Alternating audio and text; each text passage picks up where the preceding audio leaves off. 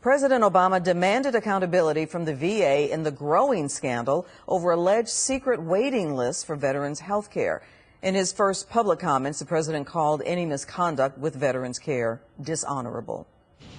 Any misconduct, whether it's allegations of VA staff covering up long wait times or cooking the books, I will not stand for it. 26 VA facilities are being investigated, including the Phoenix Hospital, where there are allegations that 40 patients died waiting for care. President Obama is calling for a wider review of the VA healthcare network, and the Inspector General is auditing every facility, including those in North Texas. Fox 4's James Rose met with some Dallas area veterans today. They've been with the system for decades. James, what do they have to say about this? Well, Clarice, the men I spoke with say it's difficult to get or even keep appointments that they have, and they are afraid to cancel or even complain too loudly if they have problems. Mostly just the time that it takes to see, to get a problem corrected. You try to make sure that you don't cancel. That's why you get tired playing the yo-yo with them, because it reflects on you if you cancel. Jose Montez and Paul Tafala are Vietnam-era veterans and veterans of the Dallas VA hospital.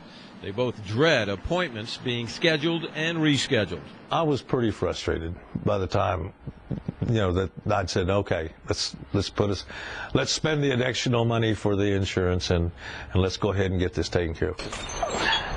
Montez, or Monty as he's known, says after 20 months of back and forth on a double knee replacement surgery at the Dallas VA hospital, he got on his wife's insurance. 7 weeks ago, he had the knee surgery in private practice and is now excited to show his mobility. I think when a patient goes to a hospital or to a doctor, he wants to at least be listened to. I don't think they listen there. Paul's wife, Lucille Tafala, a registered nurse of 30 years, sometimes goes with her husband to the VA hospital and says appointment cancellations can be a nightmare. The most recent example, an April 4th appointment to get a critical medication refilled, was rescheduled for June. So he tried to call to get them refilled, and they wouldn't refill them because they said they didn't have a doctor's order.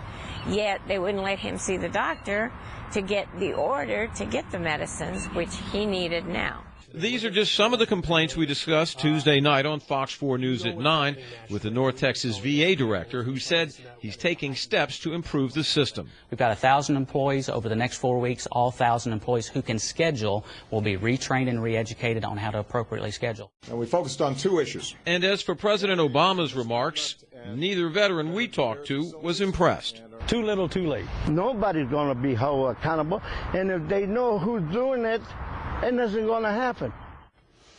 Now, the Veteran Affairs Inspector General's office says this North Texas facility is one of the 26 that are now being investigated nationwide over allegations of manipulated waiting times and other issues as well. Clarice? James, thank you.